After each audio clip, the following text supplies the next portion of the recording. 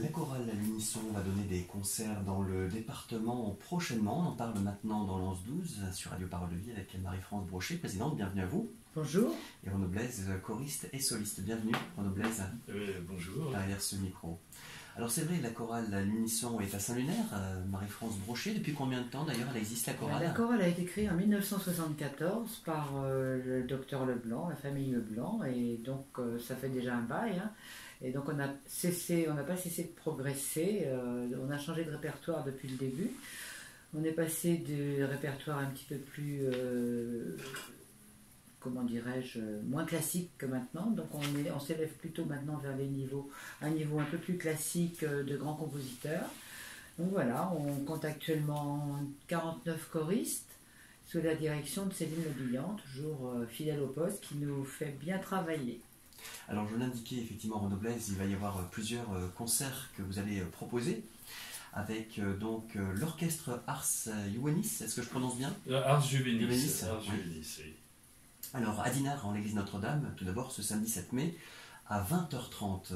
Oui. Quel va être le programme? Alors le programme est assez varié puisque la première partie sera assurée par l'orchestre Ars Juvenis et ses 40 musiciens qui va nous donner une symphonie de Gossec.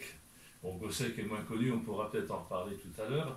Donc deux mouvements d'une symphonie de Gossec en première partie, et puis nous allons, accompagnés par l'orchestre, interpréter le Laudation de Mendelssohn, puis la Verum Corpus de Mozart, et le Benedictus Sit Deus de Mozart. Voilà, un beau programme en perspective. Absolument. C'est beaucoup de préparation. Vous avez réussi à vous voir avec l'orchestre Ars Juvenis? Oui, alors c'est énormément de préparation puisque tous les lundis nous répétons et nous mettons au point tous les petits détails jusqu'à encore hier soir. Et puis nous avons répété une première fois, donc nous avons eu une journée complète à l'abbaye de Saint-Jacques avec l'orchestre, donc c'est assez contraignant puisque c'est du matin au soir, mais c'est quelque chose, une expérience formidable. Et puis nous partons jeudi soir à Rennes tous ensemble pour faire la générale avant le concert de samedi. Oui, alors vous serez à Rennes en l'église Saint-Joseph le jeudi 12 Le jeudi 12, mai, oui. À 20h30. À 20h30 aussi. Et autre date que je peux donner à Saint-Lunaire, on vient jouer à domicile, chanter à domicile dans l'église. On est chez nous là. Hein, voilà, samedi 14 mai à 20h30. Est-ce que c'est le même programme qui sera à chaque fois? Oui. C'est le même programme, oui, voilà, c'est le même programme. D'accord. Donc, alors j'aimerais qu'on revienne effectivement, parce que vous avez piqué ma curiosité, René Blaise, avec ces différentes œuvres. Alors, il y a des œuvres que l'on connaît peut-être mieux que d'autres, hein, dans celles que vous venez d'énoncer. Là aussi, c'est un travail de préparation, on l'a vu. Qu'est-ce qui caractérise, selon vous, ce répertoire, hein, puisque entre la symphonie de Gossec, la Verum Corpus de Mozart, qu'est-ce qui caractérise, d'après vous, ce beau répertoire? C'est un brassage en fait de différentes œuvres. Alors bien sûr, on va avoir dans les œuvres chantées des compositeurs plus connus. Et dans la première œuvre donnée donc par l'orchestre, Symphonie de Gossec, ça ne parle pas toujours à tout le monde, puisque Gossec n'est pas les plus connus des compositeurs français. C'est un compositeur du XVIIIe siècle, et c'est vrai que le XVIIIe siècle a laissé énormément de grands noms, comme Mozart par exemple. Bon, Gossec, François-Joseph Gossec, qui était né Gosset d'ailleurs, il a fait rajouter un C à la fin de son nom un peu après, je ne sais pas pour quelle raison. Il est né en Bretagne. Il est né à la frontière belge entre la Belgique et la France à l'époque où son village qui s'appelait dans le Hainaut, c'est dans le Hainaut. Hein. Oui, Berny, dans le Hainaut, était encore appartenait à la France. Aujourd'hui, ça appartient à la Belgique. Et ça explique d'ailleurs que Gossec a fait pratiquement toutes ses études en dehors de France, puisqu'il a commencé comme choriste en Belgique, et puis il est allé étudier à Bruxelles la musique avant de revenir en France, puisque c'est en 1751 qu'il va s'installer à Paris, définitivement à Paris, et que là il va briller Alors bon, c'est un personnage moins connu, pourtant assez intéressant parce que c'est quand même un compositeur qui est mort à l'âge de 95 ans, ce qui est quand même assez exceptionnel pour l'époque. Assez exceptionnel. Et donc, il a donné pas mal composé pas mal de musiques diverses, dont des opéras. Là, je vous avais noté l'opéra, par exemple, Les Pêcheurs, ou Toinon et Toinette, qui n'ont pas laissé quand même une grande impression parmi les œuvres composées. Par contre, il a composé pas mal de musique sacrée, donc, dont l'oratorio de la Nativité en 1774, et surtout en 1760, la Missa de Profunctis, la Grande Messe des Morts, qui a inspiré, on dit qu'il aurait inspiré le Requiem de Mozart et qui aurait inspiré également Berlioz dans sa Grande Messe des Morts. Vous voyez, c'est quand même quelqu'un d'influent. D'ailleurs, on l'a appelé le père de la symphonie française. Alors, ce qu'il faut savoir sur Gossec, ce qui est intéressant, parce que ça a un rapport direct avec ce qui va être joué pendant le concert, c'est qu'à partir de 1789, Gossec va épouser la cause de la Révolution française, voilà, après avoir composé des musiques sacrées. Et donc, il va devenir le compositeur officiel, je cite, parce que c'était son titre, officiel de la Révolution. Et donc, en collaboration avec le peintre David, il va composer des musiques de grandes mises en scène. Par exemple, il y avait l'entrée des mannes de Marat au Panthéon, le triomphe de la République. Alors on le voit vraiment très très engagé dans cette Révolution française. Et cette symphonie que nous allons composer, en fait, est une symphonie qu'il avait écrite quelques années auparavant, vers 1780, qu'il va remanier en 1809. Et cette symphonie est en fait une symphonie qui célébrait le 20e anniversaire de la prise de la Bastille. Donc vous voyez un peu l'engagement de ce compositeur, ce qui lui vaudra d'ailleurs des déboires lors de la Restauration. Il continuera à composer, puisque sa dernière symphonie, cette symphonie en 17 parties, a été composée, il l'a composée à l'âge de 75 ans, puis après il a végété jusqu'à 95 ans, parce que mis un peu en disgrâce par ses prises de position. Voilà un peu ce qu'on peut dire sur Gossec.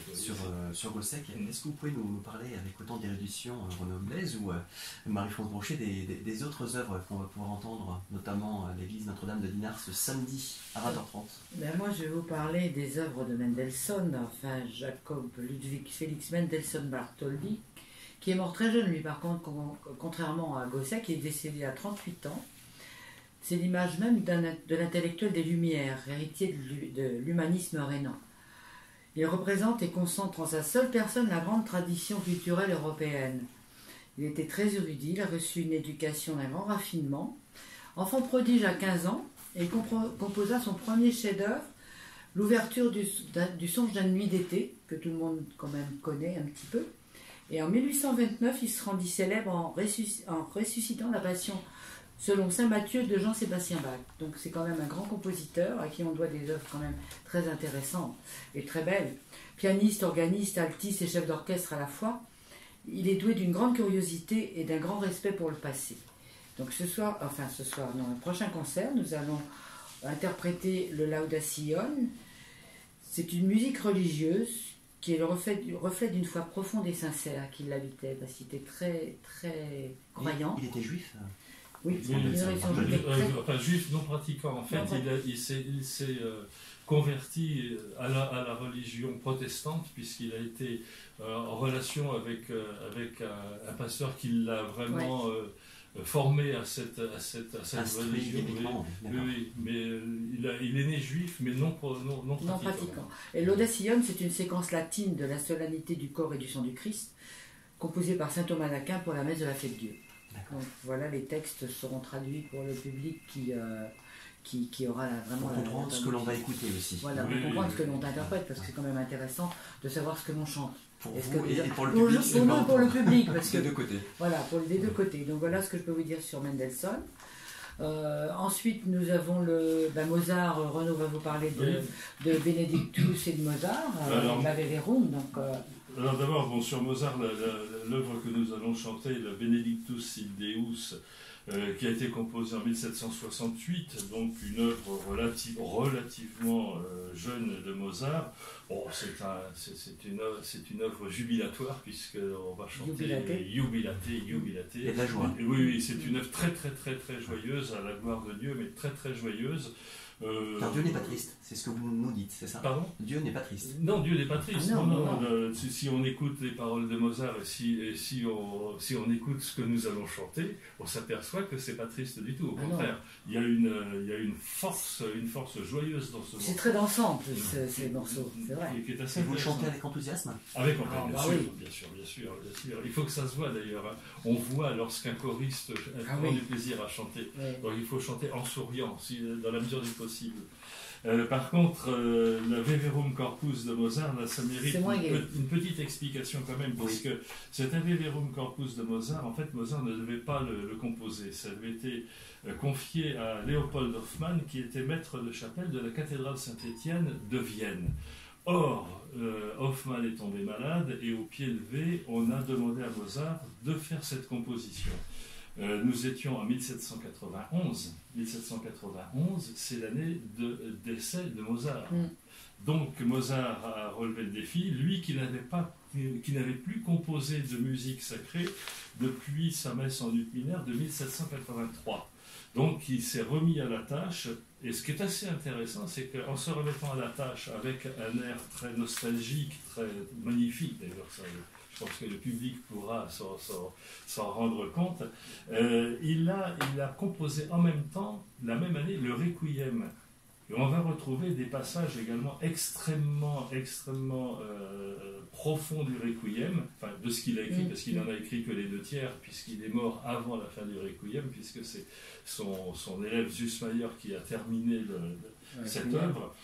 On va retrouver donc une sérénité et une profondeur que nous avions dans certains passages écrits par Mozart, donc de ce Requiem, comme je vous le disais.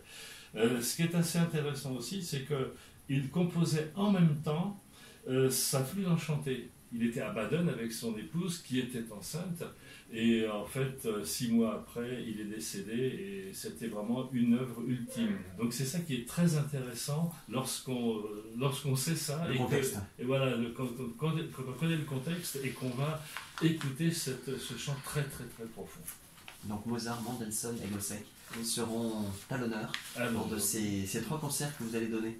Alors, bien sûr, il y a des solistes. Vous avez parlé tout à l'heure de Céline Le Bihan. Céline Le Bihan, notre chef de chœur et soprane, et une voix magnifique. Donc, elle nous régale en interprétant tous les solos, les parties solos ou du Mozart, du Benedictus. Entre les deux, il y a une partie soprane.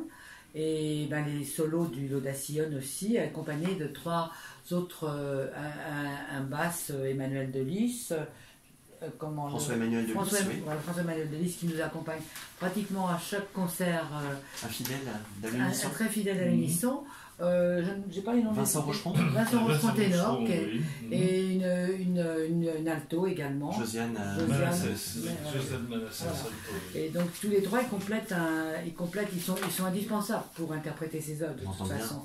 Donc c'est sous la direction de l'orchestre de Patrick Otto, donc d'Ars Juvenis, qui est musicologue, compositeur d'orchestre depuis longtemps, et là on aura le privilège d'avoir ses derniers concerts en Bretagne, parce qu'ensuite il quitte l'orchestre Ars Juvenis pour aller auprès de sa famille dans l'Est. Donc on aura le privilège d'avoir le dernier concert de Patrick Otto. C'est un grand musicologue en fait, et qui nous a fait l'honneur de nous donner une pièce à lui il y a 3 ans. Et donc voilà, c'est toujours un plaisir de l'avoir, ainsi que les musiciens qui sont vraiment à la hauteur. Tarif plein 12 €, réduit 8 €. Oui, gratuit pour moins de 12 ans. D'accord. Venir avec les enfants. Vous venez avec les enfants. Initier la musique. Voilà, tout à fait. Ouais. Et si vous voulez réserver, c'est possible de réserver au 06 03 43 81 77. Sinon, venir assez tôt à la porte de l'église, je pense qu'il n'y aura pas de problème. Oui, voilà. On vous attend très nombreux. Oui, on se garde facilement. Oui. D'accord. Écoutez, on sait ce qu'il nous reste à faire. On rappelle, premier concert à Dinard, en l'église Notre-Dame, ce samedi 7 mai 20h30. Pour vous qui prenez l'interview en cours à Rennes, église Saint-Joseph, jeudi 12 mai 20h30. Et puis à Saint-Lunaire, en l'église, samedi 14 mai à 20h30 avec la chorale à l'unisson. Merci beaucoup Marie-France Brochet, présidente Merci à vous de nous avoir de reçus. la chorale. Merci Renaud Blaise Merci beaucoup. pour Merci cet éclairage beaucoup. également.